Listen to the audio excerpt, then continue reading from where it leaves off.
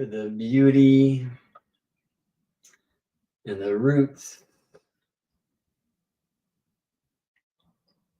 and the message.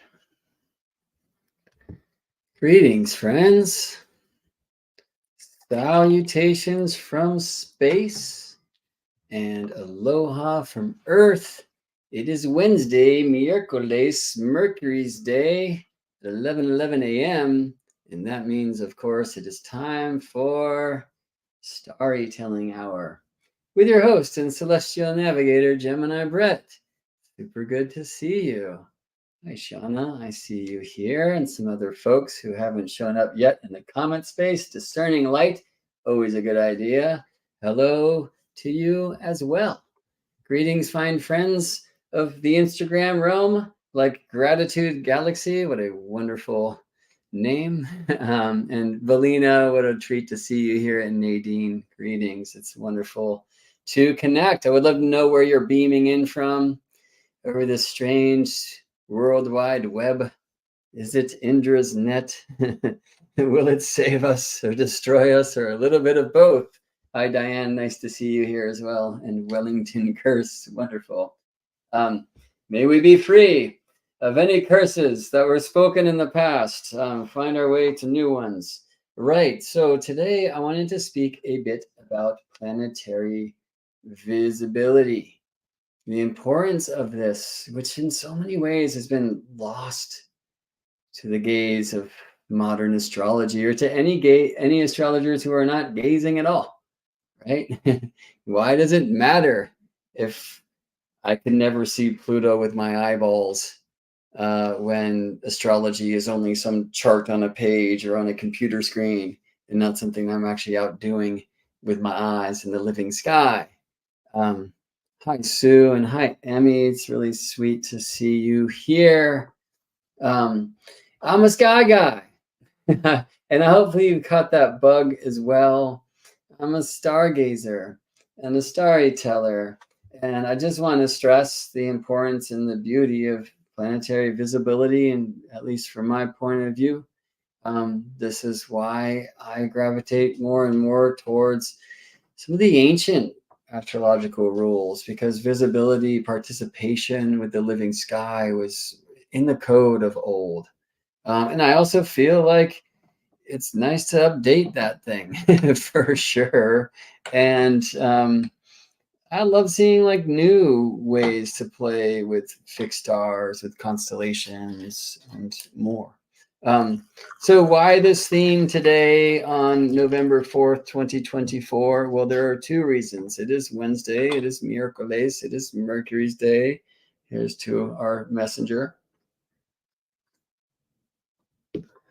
And Mercury, like right now, is at maximum elongation as a morning star. So your mission, should you choose to accept it, is to wake up before the light, wake up before the sun, at least 45 minutes before sunrise, and get outside and look northeast, because you will find the messenger looking back at you, clouds allowing. And it's really good to make eyes with Mercury and say hello and reintroduce yourself, and allow his light, or his reflection of the sunlight, to your earthly eyes to come through, because there is a message for you. Now, we can do this with our eyes closed. We can do this in our dreams. It's a great place to receive the messages. But why not wake up before the sun and get to a place where you can make eyes with Mercury? You know, there's many astrologers who still to this day teach that you can't ever see Mercury because Mercury is so close to the sun. It's the reason why we see Mercury less than the other visible planets, for sure. Although he's not the one who disappears for the longest amounts of time, but he does spend a good amount of his life under the beams of the sun from our point of view, which means we can't see him at all because he's just too close to the flames, right? That's part of what Mercury does. Like, that's part of Mercury's gig. That's one of the reasons why she is the liminal one, you know, like popping out as an evening star and then morning star, and just the whole wonderful trip. It's a wonderful time when Mercury's maximally elongated from the sun. Is seen in the chart, by the way, from Mercury's speed matching that of the sun, and maybe I'll show you that some today. For those of you in the School of Astrology's Constellations, you saw a bunch of that already in the last class that I taught last month on better ways to play with Mercury retrograde. But I'll share that with the wider crew here today, though I will invite all of you to join the School of Astrology's Constellations membership space. I teach a class there every month. The class coming up, actually, in my dream right now, will be more of a community play than just dudes sitting in front of some room. Like, I want to get the circle thing happening, because we are going to explore this Saturday, this Saturn's day, and I teach on the first Saturday of the calendar month. I've conformed at 9 a.m. Pacific time. So this Saturday, 9 a.m. Pacific time, I will be teaching a class, or let me say leading a circle, where we will explore the coming lunar eclipse and its amazing connections to the invisibles, to Uranus, Neptune, and Pluto at this time. We'll take a look at that chart before we're through here. Pretty powerful thing to see. And I'm really excited to connect with my fellow star seekers in constellation space to kind of share what we're seeing in that chart and what we might feel that it's going to do. If you've been in constellations for some time, and I should just put in the chat here, GeminiBrett.com/constellations is the place where you can go online to learn more about the School of Astrology's membership community. We're still offering the maiden voyage price of only $16 a month. Let me just tell you what you get there. You get an opportunity to connect with amazing star seekers just like you, fellows of heart and mind. Like, the weirdening path is man sometime in hermitage, where you're alone with your witches, recipes and your wizard's book up in the tower. But also, we are meant to come back to fellowship. We're into some weird shit called astrology, right? Sometimes you can feel like you're the only one. I know the feels, but look how many of us there are. And so in the School of Astrology's constellation space, we have community gatherings where we connect and just talk astrology. It's okay to do so. It's actually the norm there. And then we have a class every week. I teach on the first Saturday each month. Thanks for that, Winter. And then we have a monthly teaching by Amala Hall on astroherbalism, an astro embodiment practice led by Alyssa Luna, and an astro tarot circle, which is led every month by Phelan Shiva. We're just about to open in that space soon a chart reading exchange space for folks who want to get more experience practicing astrological counsel with peers. The gig will be, you can't give a reading unless you're willing to receive a reading. And we want to learn how to receive readings better as we learn how to give readings better as well. All right, so GeminiBrett.com/constellations, or head to GeminiBrett.com and then click the community tab, and it will bring you there. If you'd like to learn more or sign up now, $16 a month. You can quit anytime. So come and join our class this Saturday, and you'll have access to 3 other classes before the month is up. Come give it a try. See if you love it. I know you will.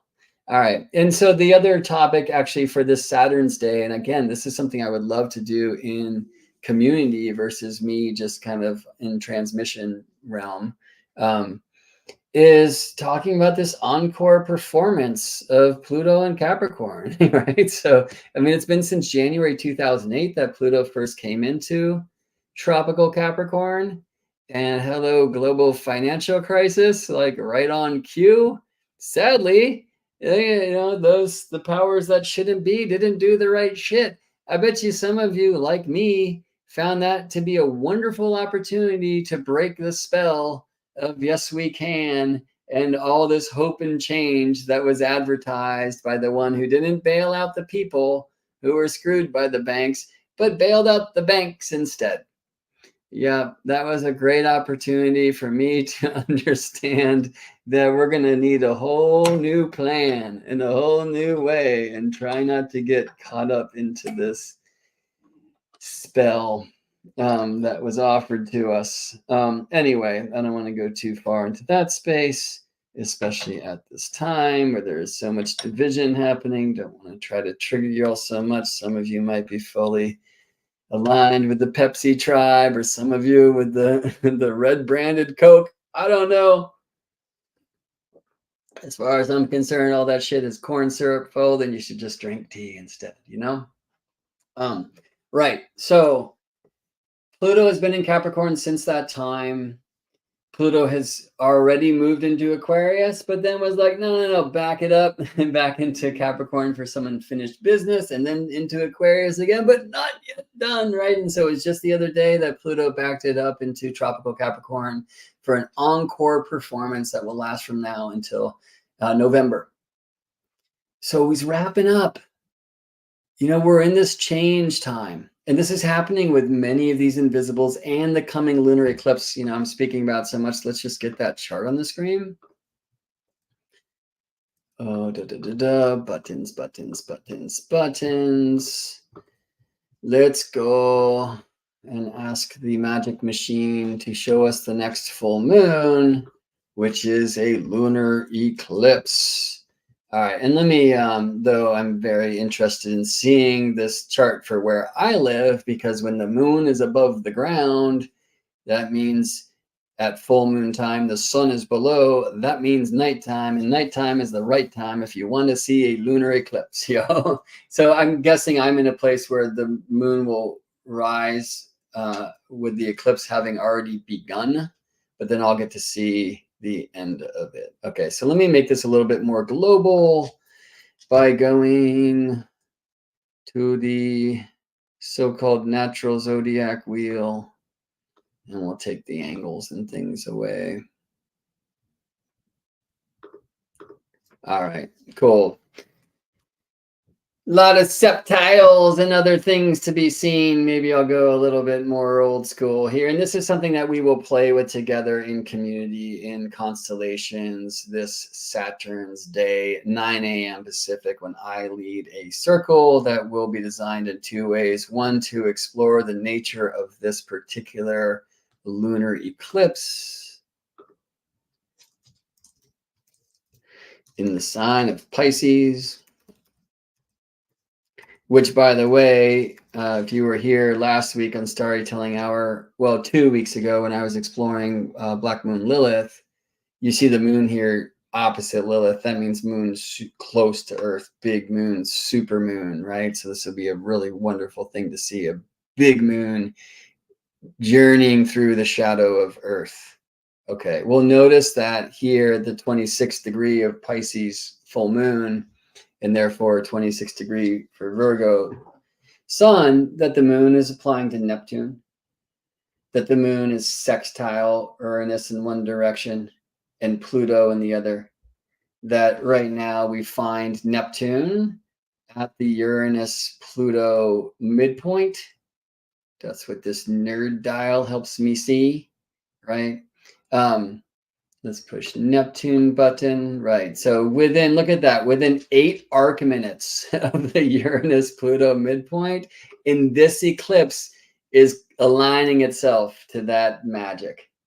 What is this? You know, and it's my feels and what I see when I read these things, that the forces of the invisible ones, like Uranus and Neptune and Pluto, and Chiron, look at this Venus-Chiron opposition at the time of the coming eclipse, that these forces come of the invisible ones. They come to us and through us via the connection to the visible planets. And what is more visible than moon and sun? And at the time of lunar eclipse, and only at the time of lunar eclipse, Earth's shadow. Okay, so if you join Constellations now, by the way, there's tons of classes already waiting for you there. And Winter, who says you get so much, has actually been contributing to that. I have to remember to tell Constellations folks this Saturday that Winter goes and watches the classes again, because she's always participating when they're live, because she's amazing. Nice image, Winter, I see there. But she goes and creates transcripts for them, which you can, by the way, use as an amazing time traveling device, because you can turn on, when you watch the videos in the Constellations page, you can turn on the closed captions. And then there's a search function where you could just type like eclipse, and everywhere that word was spoken in the class will show up in the transcript. And then you just tap each one and it will jump you to that place in the video. It's quite convenient. And Winter, I'm in great debt to you. In soul and heart realms for that great work that you do. Maybe eventually, if there's any good stuff in the class, and I think there are, like, I can take some of those transcripts that you've created also. And I don't know, let it write a book for me, or who knows. So Weird Olive also giving thanks to Winter. So I appreciate this, Miriam. Yeah, so I mean, intriguingly, here we have Pluto right in this encore performance, like having returned to tropical Capricorn. Let me just show you a little bit of Pluto's transit of that cusp. Let's go back to this time in 2008 when Pluto came in to tropical Capricorn, and this was not the first of those dates. November 2008 was actually Pluto crossing again. Pluto came first into tropical Capricorn here January 25th, 2008. I think it's very important to see Venus at his side at the time. He went back after stationing retrograde into tropical Sagittarius on June 13th, 2008. Then stationed direct in that fiery sign and back across the Tropic of Capricorn's cusp here November 26, 2008. And was in Capricorn full stop from then until his first Aquarius ingress, March 23rd, 2023. Hit the brakes, turned it around in the sign of Aquarius, and then back into Capricorn, June 11th, 23, back into Aquarius again, along with the sun. Okay, but I should share while we're there, because we want to talk synodic cycles a bit today, that sun conjoined Pluto just before this time of January 20th, 2024, in the last degree. In fact, look at this, the last arc minute, 29 degrees, 59 minutes, and 6 arc seconds. If we trust the computers, and what else can we do? If we trust the ephemerides, this is the Swiss ephemeris that AstroGold astrology softwares use, as most of them do. So that tropical Capricorn conjunction, the very last minute of Capricorn between Sun and Pluto, was January 20th, 2024. Well, that for me says it's a year-long Capricorn cycle for Pluto. Okay, so Pluto now back into Aquarius on that day, but hit the brakes, hit retrograde May 2nd, back across the cusp into Capricorn on September 1st. Here we are today. Pluto will station direct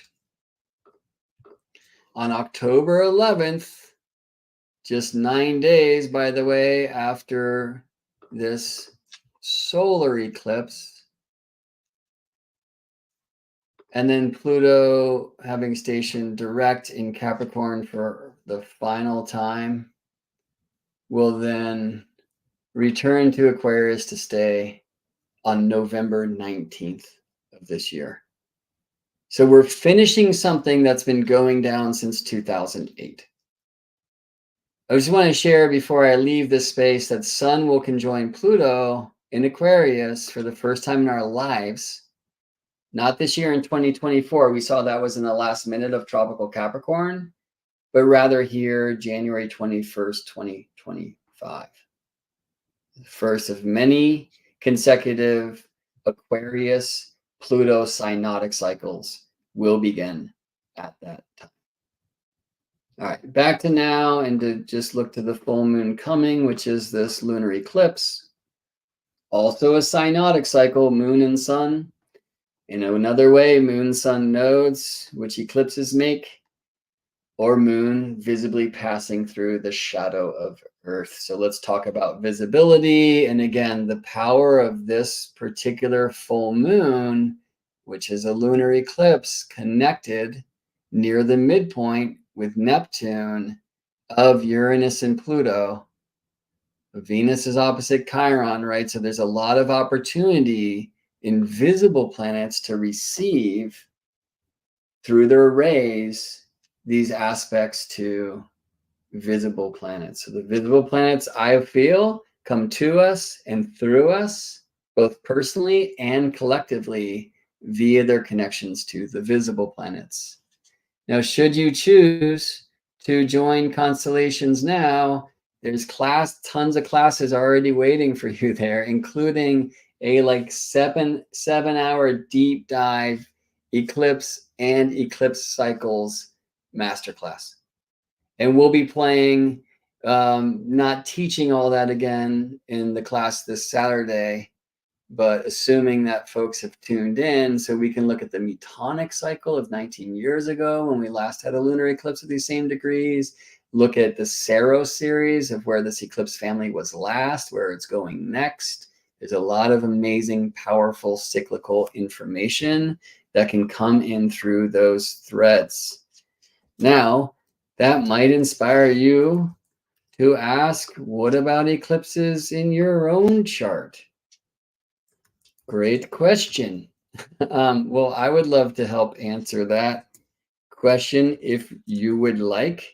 I want to give a nod to Colette Barron-Reed, who is an amazing oracle and creates amazing oracle decks if you don't know about her.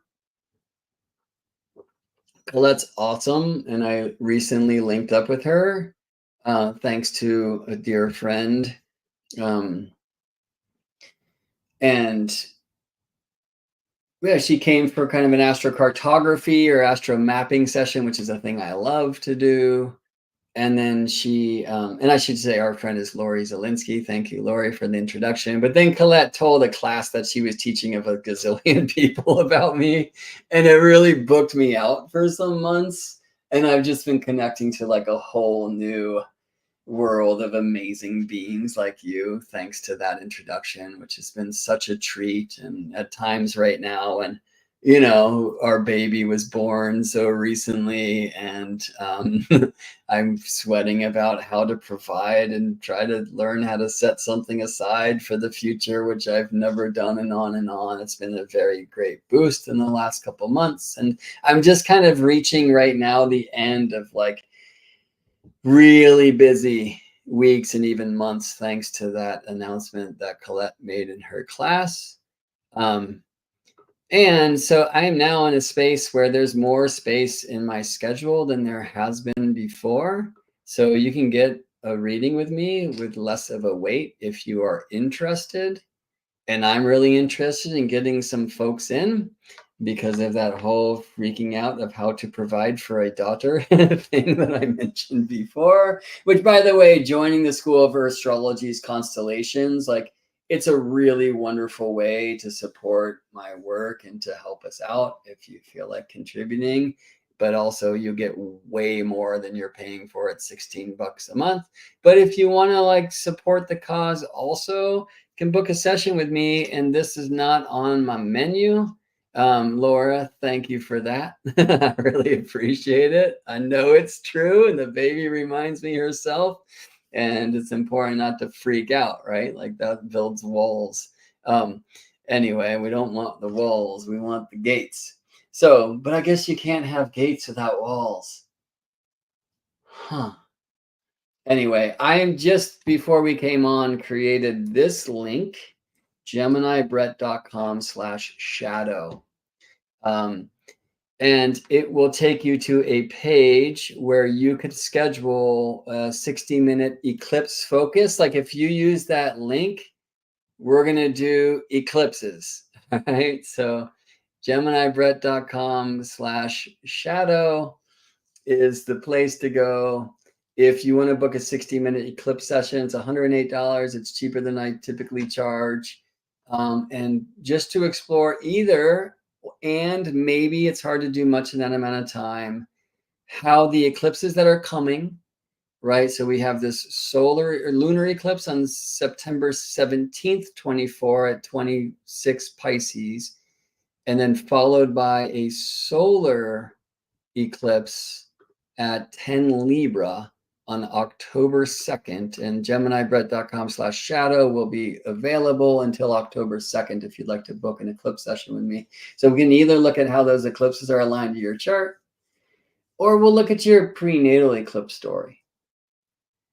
And that opens the whole gateway of eclipse families and Saros returns and nodal return windows and so much more, which is one of my specialties. So again, you can join Constellations if you want to take the master classes and learn about eclipses and eclipse cycles. I would love to see you there. There's another one of the master classes that's waiting for you at Constellations that is about invisible planets speaking to us and through us via their connections to visible planets. Okay. And that brings me back to the theme of today, which is planetary visibility. All right, well, what about the visibility of the shadow of Earth? Okay, like I'm looking at Earth right now. It's beautiful. But how do I know that Earth is round? Well, how about that shadow that's projected on the surface of Moon at the time when she is close enough to the nodes and opposite the sun, in other words, full, that she actually is visibly seen traveling through our planet's blood red shadow. What an amazing trip. And for me, it's one of the great reminders, this gift of lunar eclipse, that we come to Earth to experience an incarnation in this possibility, in this place with the appearance of time and space, which offers the ability to make moves and grow only when the soul is willing to incarnate into one of these strange suits with that amazing and powerful and sometimes rather painful and confusing device called the human heart, with blood pumping through the veins and that kind of blood red.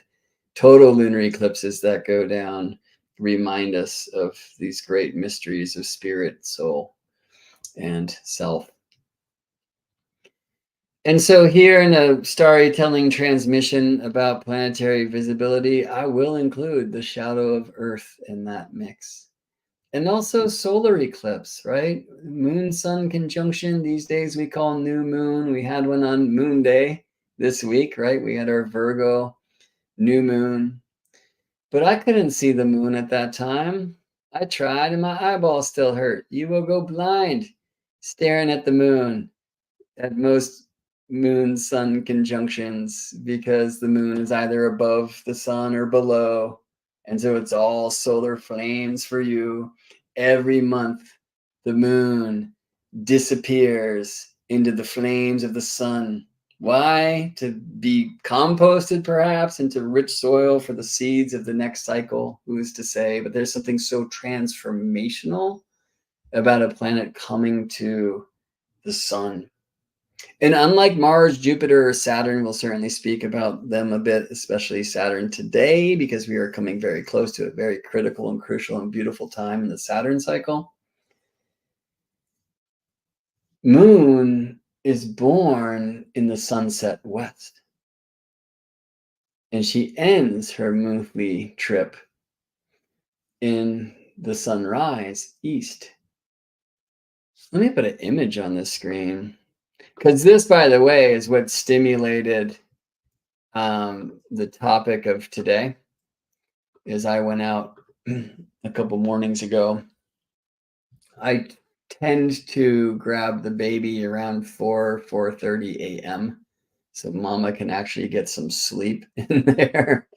And I strap her into my little seahorse pouch and we head out to the stars, Maya was named after one of the Pleiades, right? And of course, they have stars here on Earth. Let's get this on the screen for you. And so I really like to get Maya's crown under the light of the Pleiades. And when we were first doing this, when she was born, by the way, she was born right at the heliacal rising, the rebirth of the Pleiades here. I mean, just magically, because this name for her came in for me. We weren't sure, so like Anna wasn't sure, well before her birth. And then she just happened to be born literally on the day of the Pleiades heliacal rise. The day before I went out, couldn't see them in the morning sky. The day after, I could. It was a pretty magical thing. There's so much magic around that time of her birth, of course, Anyway, so between that time in June and now in September, as I go out in the morning, and the Pleiades used to be right there, and I couldn't see them from where I live. At like the first weeks and even month of her life, I was standing. We only have one little window that faces that northeastern direction, and I'm standing on the bathtub and looking at the window. I got in trouble when Mama caught me standing in the bathtub and holding the baby up to the Pleiades through the window. So we go outside. And now it's like, because the sun just moved into Virgo, right? Where sun's at like 12 Virgo or something today. Gosh, time, maybe even further along. Where are we? Yeah, 12:43 Virgo right now. Well, the Pleiades in our day and age, they mark the gate between tropical Taurus and Gemini. Isn't a magical truth, okay? We have Regulus, the heart of the lion, having spent 2,160 years processing through tropical Leo, moved into tropical Virgo in 2012. All right, it was November 30th, 2011, but 2012 sounds cooler. And the Pleiades have since 1972, beginning with Pleione, the mother of the daughters, and then Atlas, their father, and then later the seven sisters. They've been slowly moving from tropical Taurus into tropical Gemini. Maya, the star in the Pleiades, moved into tropical Gemini in June of 2023, or maybe July. Electra will be the last of the Pleiades across the cusp after 2,160 years about. That's an astrological age, processing through tropical Taurus and now into tropical Gemini. I think it's like 2045, something like that, when Electra crosses over. And then all of the Pleiades will be in the first degree of tropical Gemini. So since the Pleiades now mark the gate between tropical Taurus and Gemini, right? So like 29 Taurus, 1 Gemini. They are on the solar square when the sun is at Regulus, right? Regulus in 2012, just because that sounds cooler than November 30th, 2011.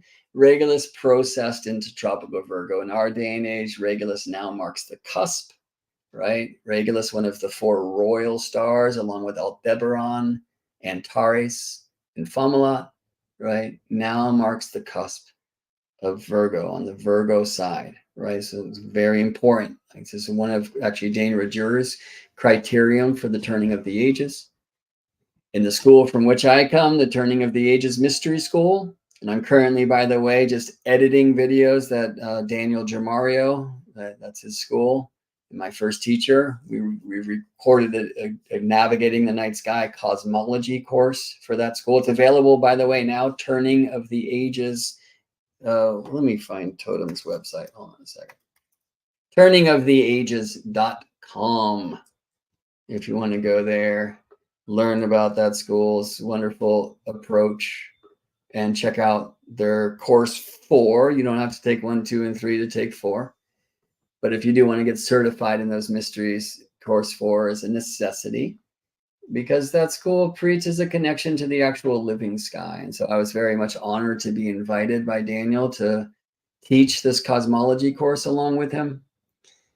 And now I'm doing lots of early mornings. It was 2:17 a.m. this morning to edit and illustrate and animate this material, which is very powerful, and you can't get it in many places. So turningoftheages.com if you'd like to learn more about Daniel's criterion for the turning of the ages, which is about the solstice axis now aligning to the silver and the golden gates of our soul, to the galactic crosses. And that is happening in our time, perfected in May of 1998.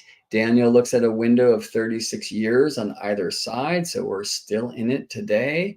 And this is definitely, all the Uranus Pluto conjunctions of 1965 and all the Jupiter Saturn conjunctions moving into the air signs and all the things, beautiful, powerful, but they are held within the great context of the great year, the precessional cycle of about 26,000 years. And we are living in one of the most important times of that cycle. You feel it in your bones, you feel it in your soul. It's why you're here. And this is the code. And it has to do with the spine of Gaia, Earth's rotational axis, pointing to the Milky Way, as it does like this only every 26,000 years. It's a big deal. All right. And amazingly, as the solstices come to the galactic gates, so, well, at the same time, Regulus changes signs, and so do the Pleiades. Regulus said to be the royal star that rules them all, the king star, and the Pleiades. So deeply entwined into so many prophetic traditions of many cultures throughout the ages. Many know that we come from that place, or that they're sister stars of ours. And anyway, didn't plan this map today, as you can know and feel and experience. That's my devotion on StarryTelling hours. But importantly, synodic cycles are not only for planets. What about the Pleiades cycle? And Maya was born, my baby Maya was born in June, right at the time we're here locally at my latitudes where I live in Richmond, California. Again, the heliacal rising of the Pleiades happened where I could just visibly see them before sunrise. I saw them in my zoom lens the day before her birth on June 15th. I saw them with my naked eye the day after her birth on June 17th. The heliacal rise of the Pleiades. Right? And so I will be able to celebrate her sidereal returns every year when I first see the Pleiades. And someday, if she's into it, I'm not going to try to push, hopefully, but I'll get to be there with her. So until then, I'll be there with her, but she'll just be a little baby. Right?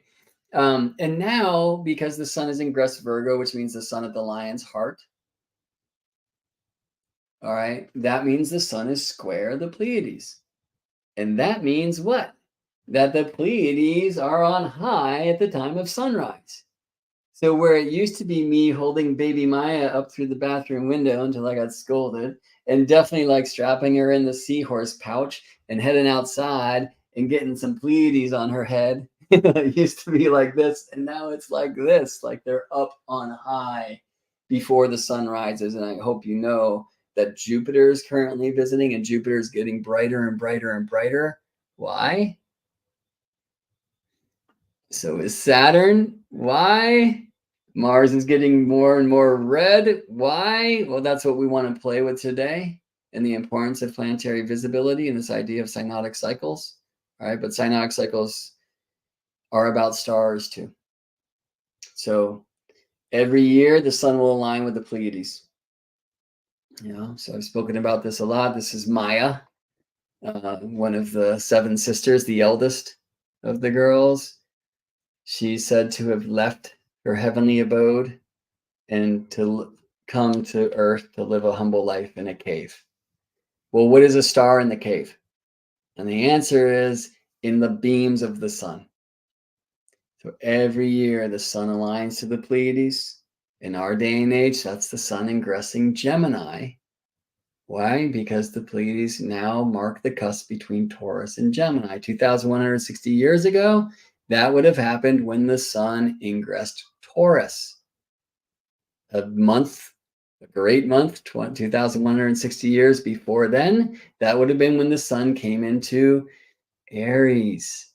The Pleiades once marked that cusp of Pisces and Aries, that place in the tropical zodiac and Earth's zodiac that is due east of the center of Earth and therefore works like a global ascendant. And so when the Pleiades were there, or when they were seen rising before the equinox sun, or setting after the equinox sun, there's like different folks were playing with this in different ways. Or the first young crescent moon seen with the Pleiades, like this was a span of 500,000-ish years, which you can see in the codes of why, like many systems of lunar mansions, nakshatras begin with the Pleiades, and on we go. Many calendar systems of indigenous cultures are tuned to the Pleiades. This is true, for example, in Hawaii. The acronychal rising of the Pleiades. What is that? Well, let's talk about that a bit today too. And so, I'm down with the Pleiades. They were visible just above the horizon when I was born. Aldebaran is my rising star, but it could not be seen. It was like at the ascendant degree, but it was just beneath the ground. Whereas if I went out on the day of my becoming and looked to the northeast, the Pleiades were there to be seen. So when I see the Pleiades rising, I'm like, oh, dang, this is like Gemini rising. This is my chart. Love them. I've had some really important realignments from a great teacher and healer who speaks Pleiadian in my life. And maybe I'll leave all that there for now, but I'm a big fan. That's my star fam. And all of the stars. We come from all of these places, perhaps. So anyway, we're a really kind of important week for the Pleiades in their own cycle, right? So every year the sun will conjoin the Pleiades. A month before that time, the Pleiades are seen in the sunset west. And then the sun, just 1 degree at a time, every day, gets closer and closer, takes the Pleiades under the beams. It's Maya going into the cave. And then the sun passes them by. And now they are seen visibly before the beams of the sun take the stars from our sky at sunrise, right? This is why the 12th house is hidden things. The sun rises to illuminate the earth. But when he does, he hides the heavens. Yeah.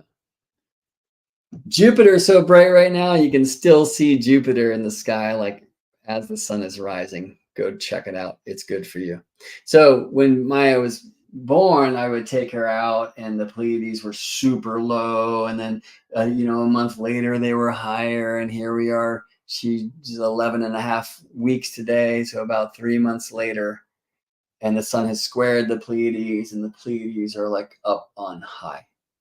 And it's a magical thing to behold. And I hope that you will get outside and receive that light of the Pleiades, who are a very important part of a gigantic superstructure of powerful stars in the sky that the Lakota call the sacred hoop. And they tell us it's where our souls come from. And that, by the way, is the Pleiades and Capella and Castor and Pollux and Procyon and Sirius and Rigel. Miriam, did I get that right? You corrected me once when I said Rigel. It's important to have Arabic star keeper friends, because so many of the star names that we speak are in a language that I don't. All right, anyway.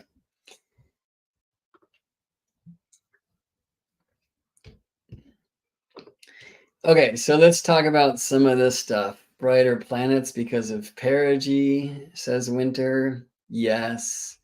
Diana, closer to Earth. Yes. Okay. So stars have cycles, and they are evening stars until the sun comes to eat them. and then the sun passes them by, and then they are reborn in the morning sky, right? So when does the cycle begin? I'm literally just editing a piece in this cosmology course at the Turning of the Ages Mystery School I was just telling you about right now, where I'm sharing some of the old kind of like agricultural assignments, like Hesiod's working days, and we're like 500 BC, right? And Hesiod, who was Greek, and he talks about like, you know, agricultural alignments to the rising of the Pleiades, for example. Well, you can't use that same code today because of the Earth's third motion, because of the axial precession. So the Pleiades are now rising at a different month, about a month differently than they did back in Hesiod's days. So if you use his assignments today, you're done. Which, by the way, is why sidereal farming practices are not the thing. Like, they have to be updated. But let me just leave that there because I don't want to start a fight again. That's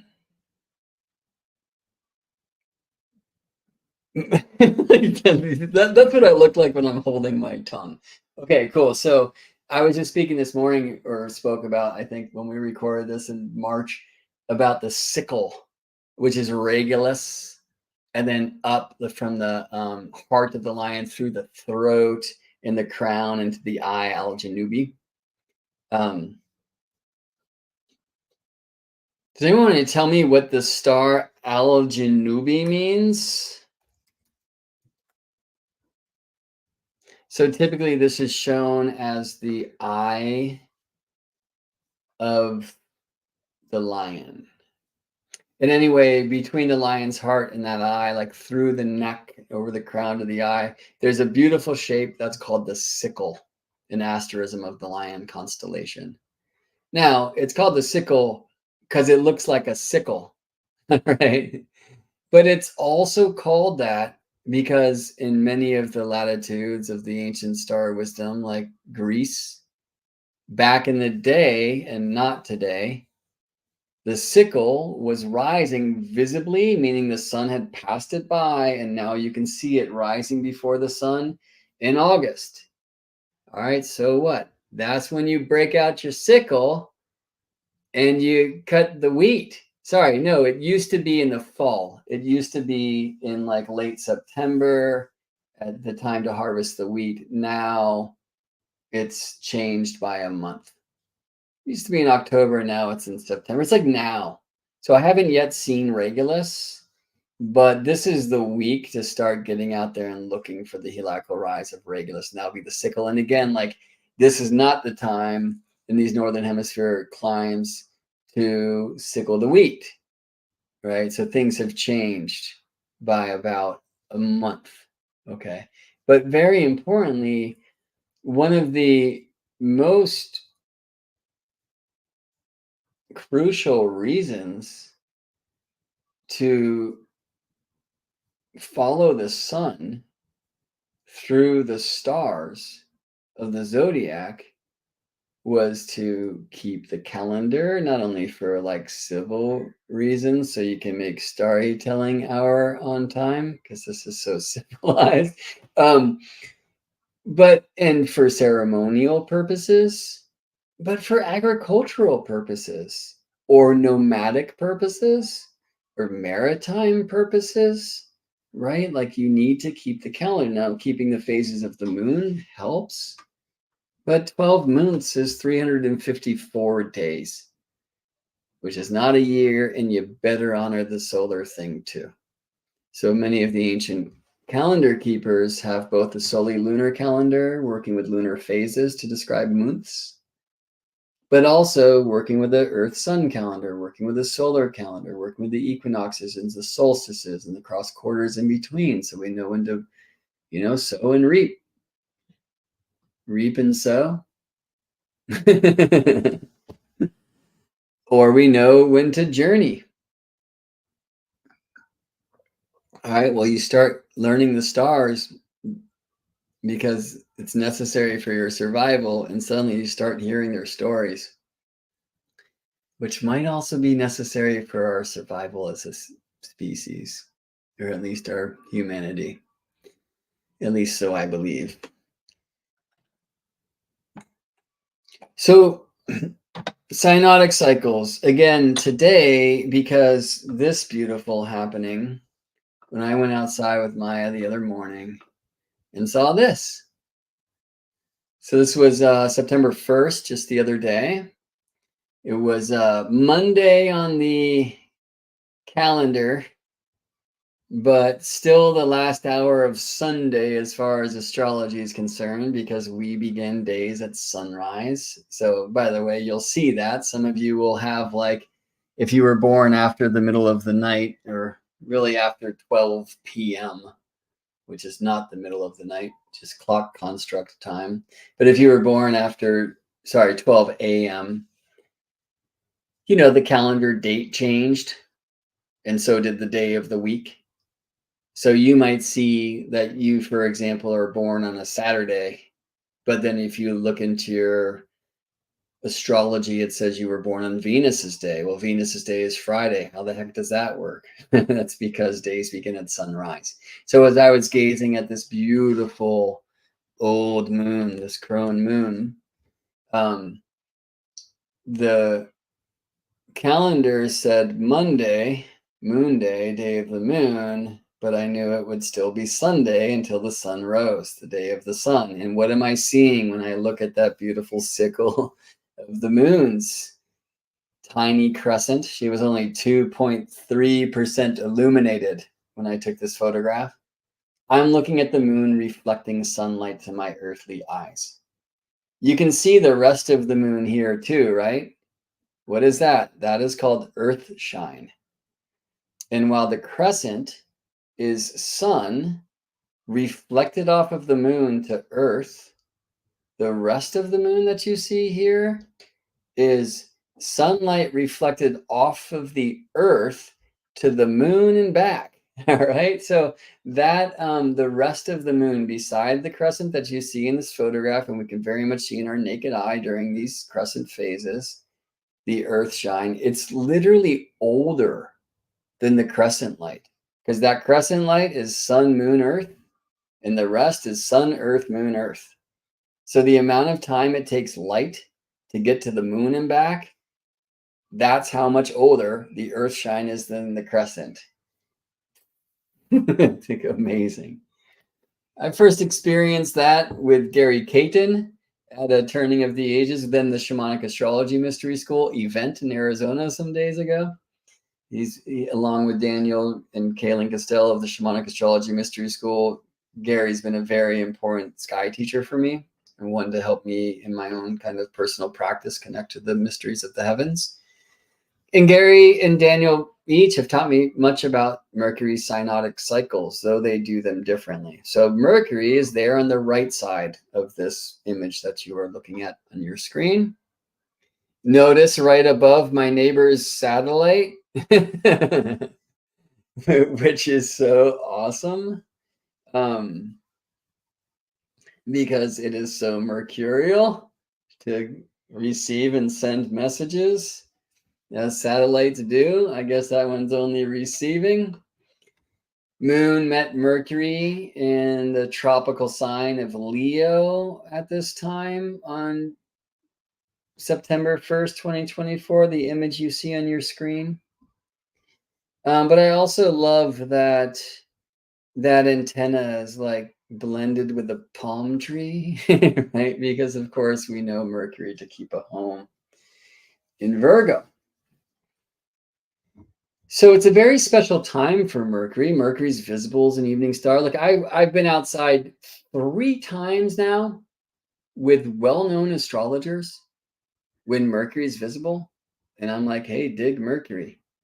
And all of them are like, you can't see Mercury with your naked eye. I'm like, can you see that? You know, like, that's not Mercury. Is like, really? One of them like argued with me to the point where she still didn't believe me. We were actually on the steps of the of the U.S. Capitol building, looking at Mercury in the west. I'm like, dig Mercury. Like, that's why I brought her out there at that time. We had just met. She's a very mercurial being. And she had her phone app out and she's like, no, look, he's too close to the ground. I was like, look, this screen is a lot bigger than that one. And you don't have to believe me if you don't want, but that's Mercury. So depending on the sign, depending on the cycle, depending on where you're looking from, Mercury has potential to be visible every 4 months. So 3 times a year, really pi times a year as a morning star, later as an evening star, and then shortly after as in his retrograde period as a morning star again. And it's not exact for amazing astronomical awesome sauce reasons I'm not going to bore you with today, or we don't have the time for. But Mercury's maximum elongation, which is the time that Mercury is furthest from the sun, elongated from the sun, it's not necessarily the same day when Mercury will be most visible to you. Here's Lillian joining while on the road. Right on. Isn't that mercurial? And I think Lillian, I first met, well, maybe second met when she was out journeying to do some sacred work at the ocean and on the road. Good. Mercury calls us to do our works and our travels, and the Gemini thing getting around and the Virgo thing keeping it sacred, you know, doing the works. All right. So Mercury is at maximum elongation today. Let me show you this. And then we'll get to the second reason why the sky that other morning inspired me to share about planetary visibility in synodic cycles just a bit today. It's a gigantic topic. Okay. So let's go now. 1207. Well, I heard there's 12 signs and 7 planetas. What does planetas mean? It means wandering star, right? So the stars that we can visibly watch moving through the fixed stars of the constellations. And those, of course, are Moon and Mercury and Venus and Sun and Mars and Jupiter and Saturn, right? So Uranus, Neptune, Pluto, not seen with the naked eye. You can see Uranus. You have those windows too. Once a year, I have been initiated. You can see Vesta with your naked eye. I had that experience where I saw Uranus and Vesta with my naked eye in the same night. My friend Nassim, here's to you, in the deserts of Joshua Tree some years ago. But typically speaking, Uranus, right? Like Chiron, Uranus, Neptune, Pluto, and others that I don't have here mapped can't be seen with the naked eyeball, right? Lilith, there's no body there, the nodes. But by the way, we can learn to see the nodes because they are shown like at this time. If you learn to see the ecliptic plane in the sky with your eyes, then we see the times when the moon is on the ecliptic. We know the moon is with the nodes during eclipses, right? So with the lunar eclipse coming, like we will be gazing close to Rahu, with the solar eclipse following for those who are in that specific place on Earth under the shadow, which is in this time, like Hawaii will see a partial solar eclipse. I think somewhere in South America we'll see the eclipse, an annular or ring of fire solar eclipse here, right? There'll also be seeing Ketu. Do you see what I'm saying? Lilith we can't see, but we can because when moon is opposite Lilith, moon is gigantic. Supermoon. And so even these invisible things can show up. Oh, Linda, thanks. You looked for Al Janubi and you found another name, Ross Elisad Australis, which just means south, that last bit, by the way, because there's a Borealis too. Yeah, I like the name Al Janubi. It feels good. Winter spoke about Zubin El Janubi, which is a very different star. That's the fulcrum of the scales as we see them today, but that means the southern claw, because the scorpion was once shown holding the scales. So Zubin El Janubi, Zubin El Shamali, Zubin El Hakrabi, all stars, and the scales as we draw them today, once known as the scorpion's claws. Okay. All right. Anyway, retrograding back to this question I had asked before. Where does this name Al-Janubi come from? And today's not my day to learn, but thank you, Linda, for having a scavenger hunt, into a starvenger hunt into that one, a scavenger hunt into that one. Okay. So Mercury at maximum elongation, Jupiter getting crazy brighter and not even close to where he will go. Mars getting redder and not even close to where he will go. And Saturn now at the brightest. So before I share the screen again, I'm just going to open a wonderful heliocentric model of the solar system called Solar System Scope. So I can show you a couple things. Before I go there, I want to show you here at Astro Gold astrology software that today Mercury's speed, and you can see that right here underneath Mercury, it says Mercury's at 2441 Leo, right? So that's his longitude. And then his travel, see how this says 55 minutes and 59 seconds? So 60 seconds, 60 arc seconds in an arc minute. So this is 56 minutes per day. Okay, so like if we just look from right now till tomorrow, Mercury's moved 56 minutes. Or from right now to yesterday, 56 minutes, okay? The sun is currently moving at 58 minutes.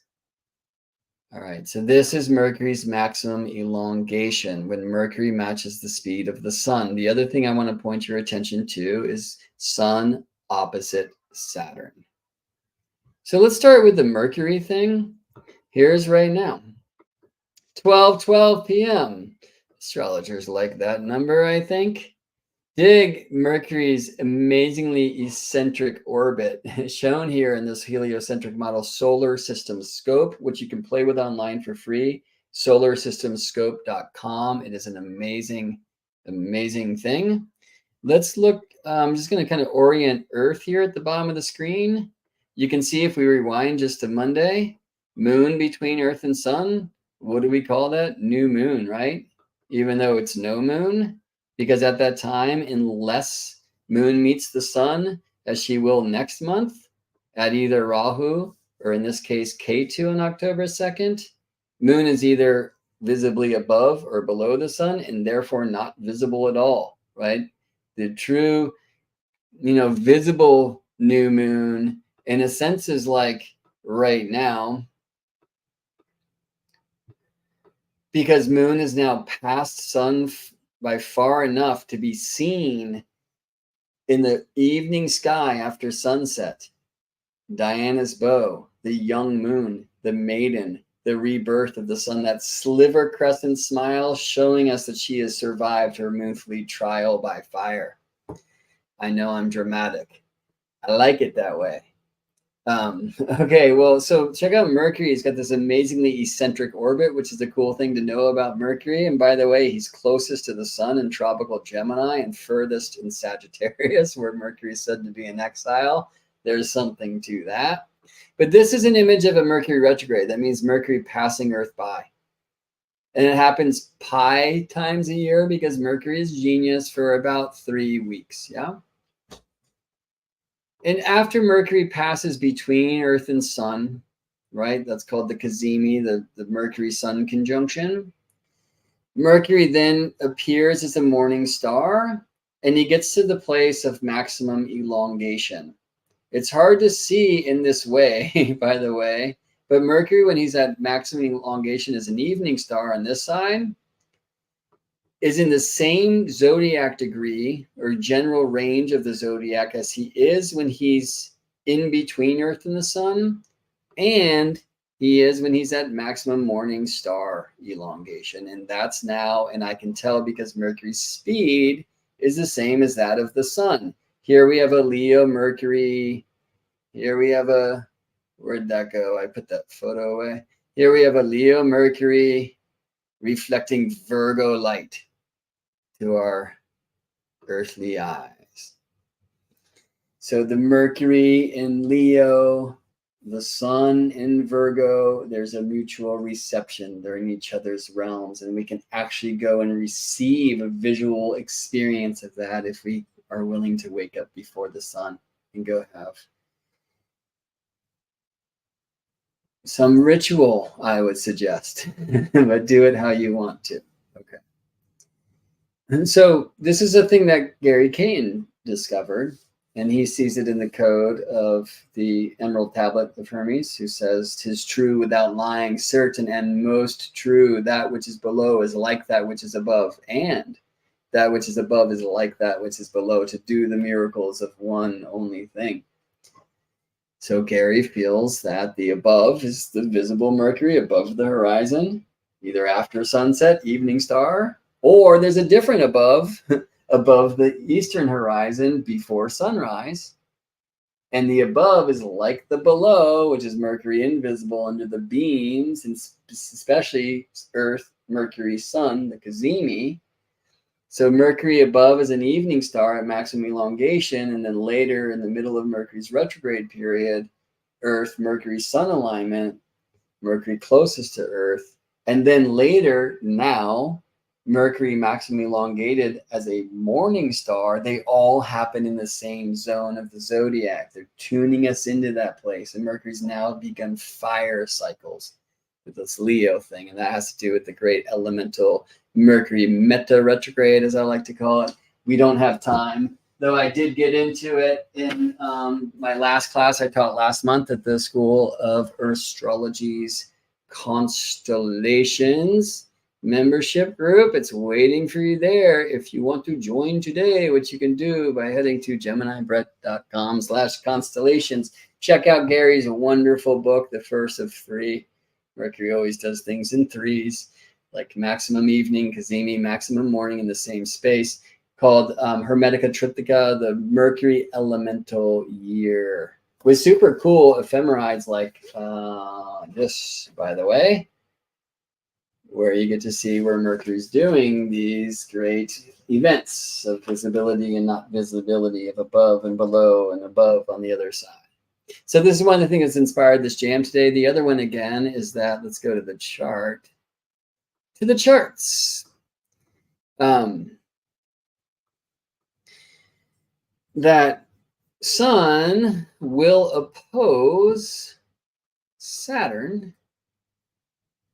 And though this will feel like Saturn opposing Sun, good grammar says speak the name of the faster moving planet first, because then we can see if the aspect is applying, if it's about to happen, like Sun is still applying to oppose Saturn, Sun applying to oppose Saturn, Sun applying to square Jupiter.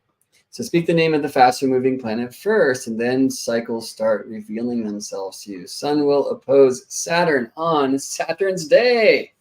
Be Sunday for some of you on the 8th of September, but will the sun have risen?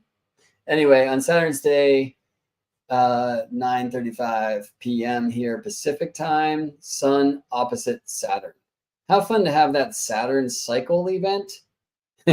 Shortly on the heels of having a moon cycle event, new moon coded at Moon Day, and a Mercury cycle event, Mercury at maximum elongation, and I can tell because his speed is equal to the speed of the sun on Mercury's day, miércoles.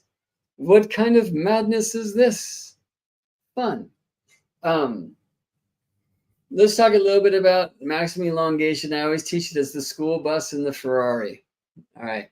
So who's the school bus? It's the sun. It's 1 degree per day. Just cruising along, right? Doing its thing. Full of these kids going to school or coming back, and then a Ferrari speeds past them. Who's that? That's Mercury. Now, he's not being driven by Mercury because it's some narcissistic dude who loves to show the kids how fast he is. I mean, Mercury could do that, I guess. But it gets to like, damn, Ferraris, zoom, but right then his dad's like baseball cap flies off of him because he thought he was too cool and he deserved a little bit of reminder to get humble, Loved his dad. His dad recently passed. He has to come back and get the hat, So what happens is Ferrari man puts it in reverse and he comes back to get the hat. As he's going backwards, the school bus passes him by and they're like, yeah, right? Bus is faster than a Ferrari. And guy goes and gets the hat. Now he's a little bent because these kids just ridiculed him. And so he's going to show him what a Ferrari can do this time, right? And so he puts it in drive and, like, shoots off, and he passes the sun by as a Ferrari should. Sorry, passes the school bus by. And the kids are like, damn, Ferrari again, right? Okay, so why this? So here is the sun. Started this time because eclipse season is nigh by a dragon. All right. And where is Mercury? Mercury, do you wish to be the scarab? Oh, wait, hold on a second.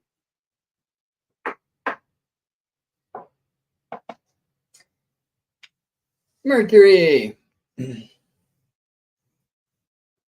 That plant only drinks the tea I set aside for spirit, and it's thriving. Coincidence? Anyway, so here's the sun just plodding along, and then here's Mercury's Ferrari. Okay, now what's actually happening is, in this case, you are the Earth and my face is the sun.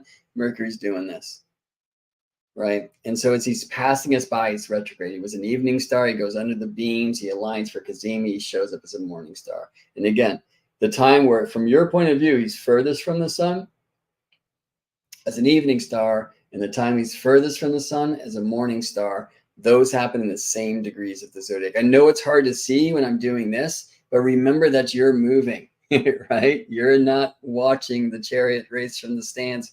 You're in one. You're in a chariot called Earth, the best one, y'all.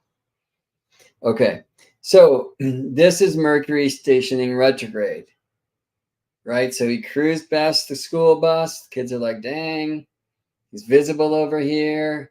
Lost the hat, hits the brakes, retrograde. He has to go back and get it, right? Now he's going to show him what he can do again.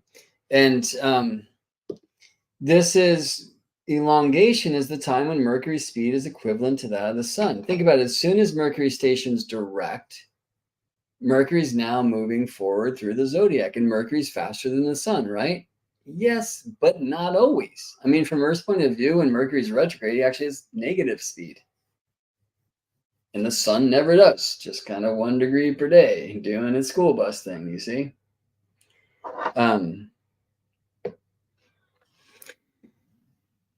So Mercury typically faster than the sun, but not always from our point of view, right? And when Mercury stations direct, he has an intention to be fast again, but it's not happening at that time. He's just stopped. You can't speed and drive when you were just in reverse. You have to put it in park. Then you have to hit the gas. It takes some time to catch up, right? So as Mercury, even though direct, is traveling at a speed less than the sun is actually separating from Mercury.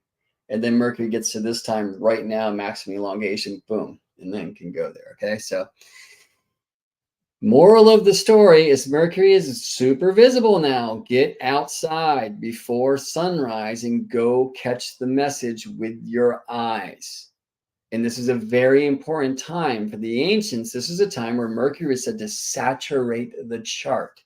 Mercury's not in Virgo. He's not at home. He will be very soon. He came from that place. He was in Virgo and he retrograded and came back to Leo, and it's actually arranged this interesting mutual reception thing of the sun and Mercury's Virgo home with Mercury and the sun's Leo home, right? But it's a very special time for Mercury because Mercury at times shifting from invisibility to visibility, that's a saturation, or at maximum visibility. And the kind of average global way you can get after that is Mercury speed equaling that of the sun. So hopefully you learned something there. If you're in constellations, you learned that already, but you know what we learned from NASA? Redundancy is built into every great space mission after all. All right, and it's important to be able to hear these things a few times. Okay, well, let's talk about acronychal rise. And then I will bring my daughter to go see her brother. Where do we want to be here? Okay, so today Now, notice the relationship of Sun and Saturn. Where is Saturn? Huh. I thought I was going to see him. Oh, wait. He's on the opposite side of what? Of Earth from the Sun. Okay, so let's go look there. There it is. Sun, Earth, Saturn. So that's Saturn's solar opposition. We can see it's not exact yet, or we can play this game, which lets us just do it and let it perfect by pushing some buttons. September 7th, Saturn's day, right? So here we have Sun and Saturn opposite in Earth's zodiac. The zodiac is not solar, friends. It is terrestrial. And it emanates from a place beneath our feet. And I guess I should really just do a StarryTelling jam on the crystal core of Earth another time. What would Saturn say? He's cool with it when in Pisces. He lets us get a little bit woo. All right. Anyway, notice Earth here between Sun and Saturn. It happens on average every 378 days.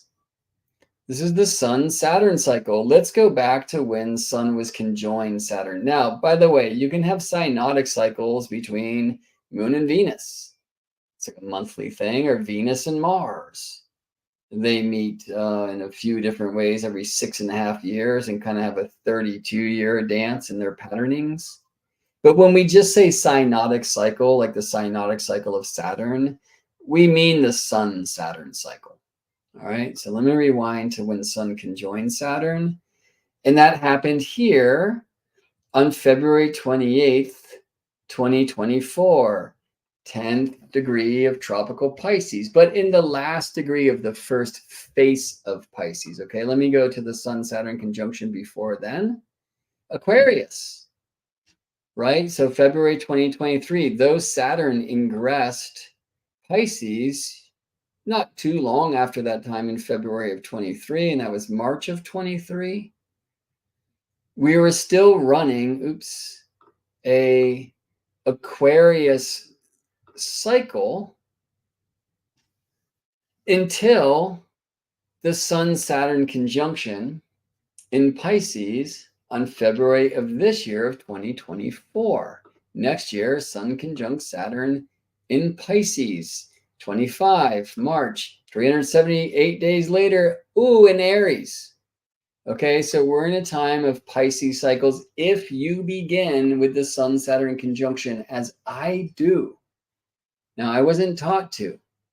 Daniel Germario at the Turning of the Ages Mystery School, my first teacher, he begins outer planet cycles when Sun is opposite planet. Why? Because it's when that planet is most visible. Why? Well, let's go back to the solar system scope thing. And let me first, buttons. Let me first go back to this time, February 28th, 2024. All we have to do is put Earth on the opposite side of Sun from Saturn, which from Earth's point of view is a Sun-Saturn conjunction, which from Earth's point of view means no Saturn for you. Why? He is under the beams. You will go blind trying. We still call this Kazemi, in the heart of it, in the throne room. It's as if the Sun is like lensing the energy of Saturn through us. And with Saturn and Pisces, it's probably more possible to tune into that kind of mystical sight with our eyes closed. You know what I'm saying? What are the rules of the dream? Saturn and Pisces cycles might help us tune into, right? What is the framework for mysticism and the like? So this is a Sun-Saturn conjunction. And notice I'm speaking the name of the faster moving planet first, because what we're going to see is day by day, it is Sun that is separating from Saturn. Let me do only the visible planets here. It'll be easier to track. Oops.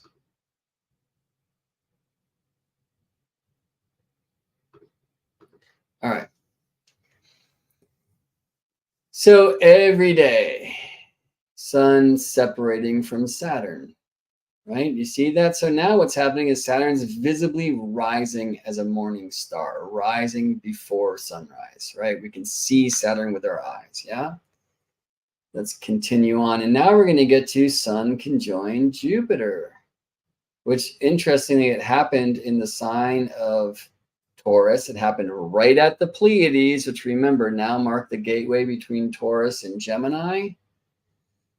Interestingly, the next Jupiter Sun Jupiter conjunction, faster planet first, will be not in Gemini, but rather in Cancer. They're kind of skipping Gemini in their synodic cycles this time because the average conjunctions or time between Sun Jupiter conjunctions is 399 days, right? It's a year in a sign in a bit. Okay. Anyway, we get to a very crucial point in the Sun Saturn cycle when Sun squares Saturn.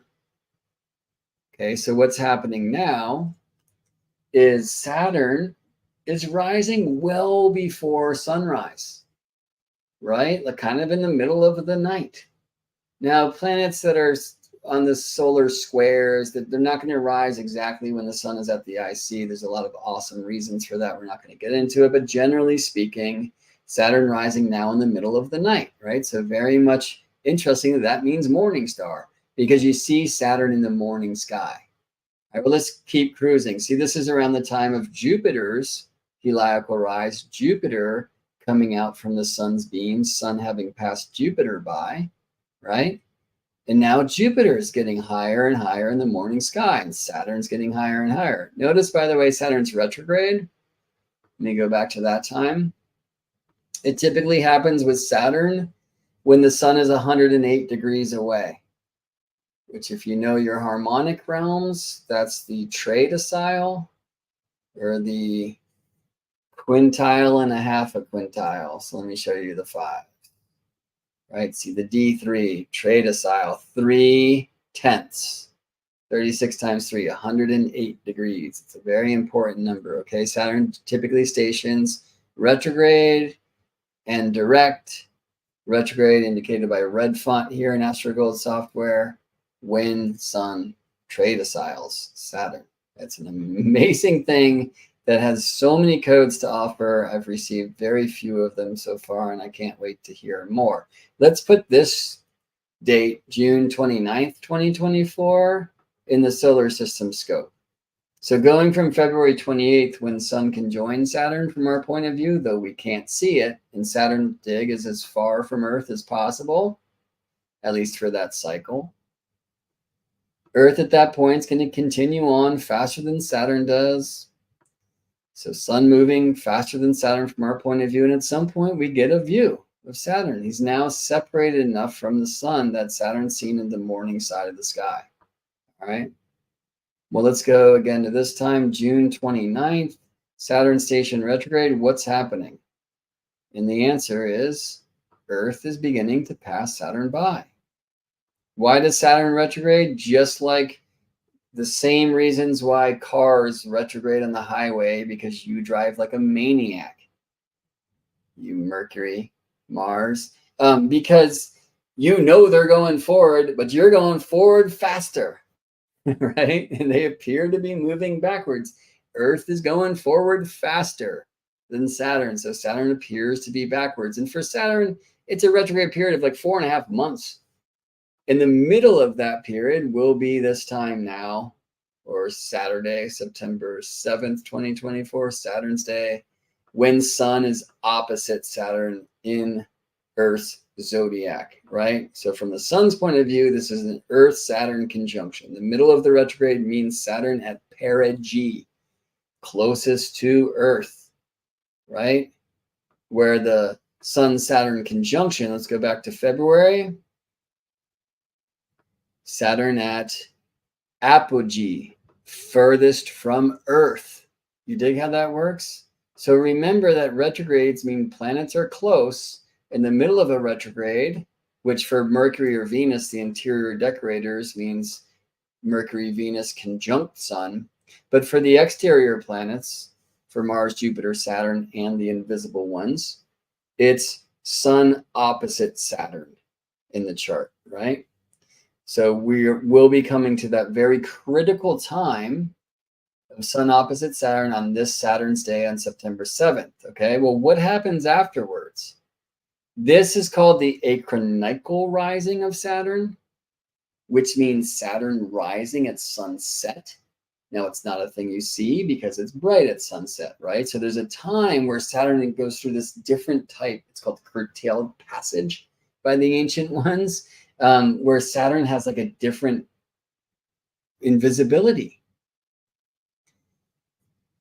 Daniel Jamario of the Turning of the Ages Mystery School, he teaches the beginning of the synodic cycles here. I think it's cool, right? It's like Earth is passing Saturn by. Saturn's closest to us. And then he teaches the time of Saturn under the beams of the sun. So that's Sun conjunct Saturn, right? In the weeks before and after. When Saturn's moving from evening star to morning star is kind of like the initiation period of the cycle. I've kind of gravitated more towards a traditional approach, although there's many traditional approaches. So what is traditional and what is right? So many confusing things, so many ways to pet the cosmic cat. But I kind of like this time of Sun conjunct Saturn as the inception of the cycle,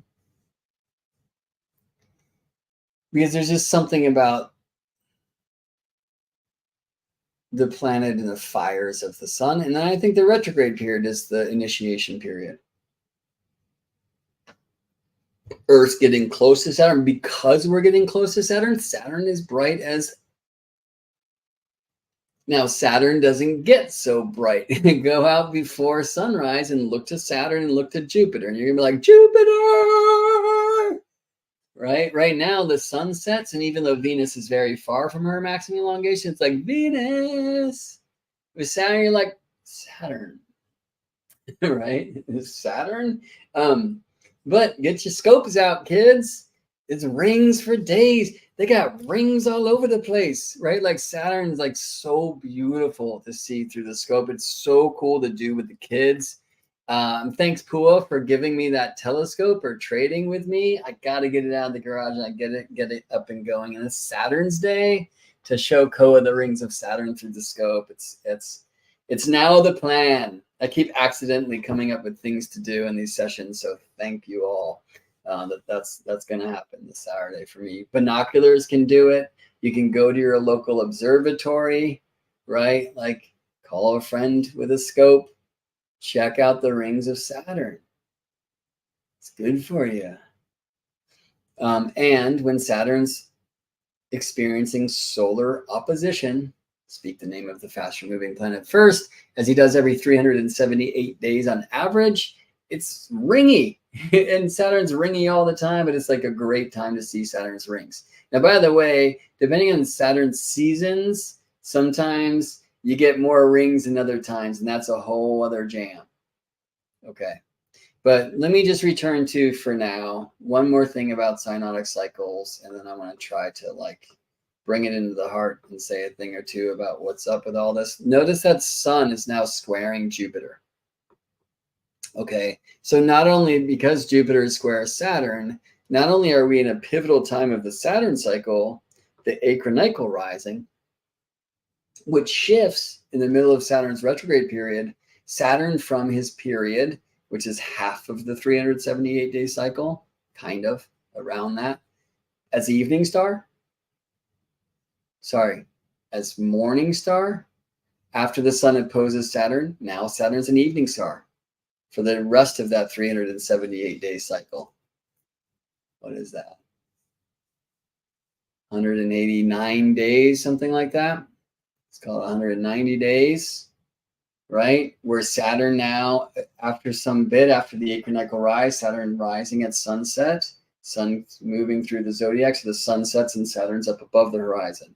And the sun moves through the zodiac and Saturn's up above the horizon. Eventually, sun squares Saturn, and Saturn's now on high at sunset, right? A month later, getting lower at sunset and lower, and then the sun takes Saturn into the beams, right? And they can join on average every 378 days. Magic. Okay, well, sun square Jupiter. So they have their conjunction in Taurus. I feel this is a Taurus cycle. Jupiter has emerged. He became visible. The most amazing photograph the day after my daughter's birth of like Jupiter, Pleiades, the sun.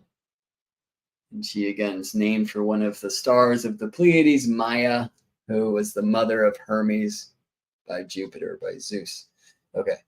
So it was a big thing for me. And Rachel, I got to reach out to you again about painting that photograph. I'm dropping the ball on that one. The good news is it'll bounce back, which a flat earth just couldn't do. So don't go to that school. Okay. Jupiter now is at this amazing time because the sun's squaring Jupiter, where Jupiter's on high at sunrise and so bright and so amazing. Go out and connect and check in every week, because between now and a few months from now, when sun opposes Jupiter, Jupiter's going to get just brighter and bigger. And like Anna and I were out there this morning. I saw 12 rays coming off of Jupiter geometrically. It was amazing. Go get some. And right now, wake up before the sun. You will see Mercury. You will see Mars, who's getting more and more red because the sun is distancing itself from Mars. Jupiter is getting brighter and just beaming. And then Saturn, who again, probably the best time to see Saturn right now is in the middle of the night when the sun's at the IC, because sun is opposite Saturn. That means Saturn culminating at the MC. Go get some of that. Be with Saturn. I don't see a ring on this finger. That's because you haven't Saturned.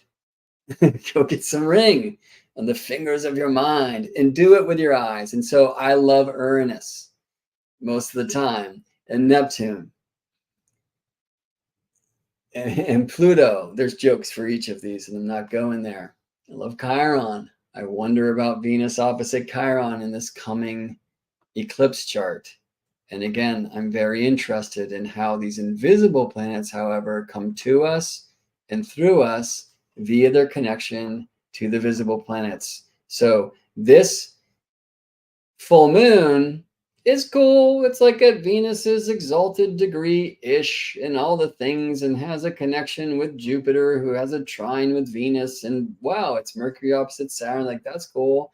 But when we bring in these nodes, then suddenly we see, oh, that's a lunar eclipse.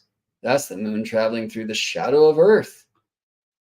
When we bring in this Lilith, we're like, oh, dang, that's a lunar eclipse in the shadow of Earth. And it's a big old moon, because she, when opposite Lilith, is close to Earth. That's a supermoon lunar eclipse. And then when we bring in some of these other beings that we can't see with our eyeballs, but do so much for us, we see that it's a supermoon lunar eclipse on Neptune, sextile. It's with Neptune at the Uranus-Pluto midpoint, while Venus is opposite Chiron, and it's a big deal. All right. So last time here, join me in Constellations for a transmission. Really, it's going to, at this time, and I'm so excited for it. And for those of you in Constellations, bring a game. Like, look at the chart in front, okay? We're going to share about two things in circle, in community, in fellowship. What is up with this super moon lunar eclipse connected to Neptune, Uranus, and Pluto, while Venus is opposite Chiron? Because I'm of the feels that the invisibles talk to us and through us via their connection to the visible planets. And this lunar eclipse, this supermoon lunar eclipse, has all of them. What is it about?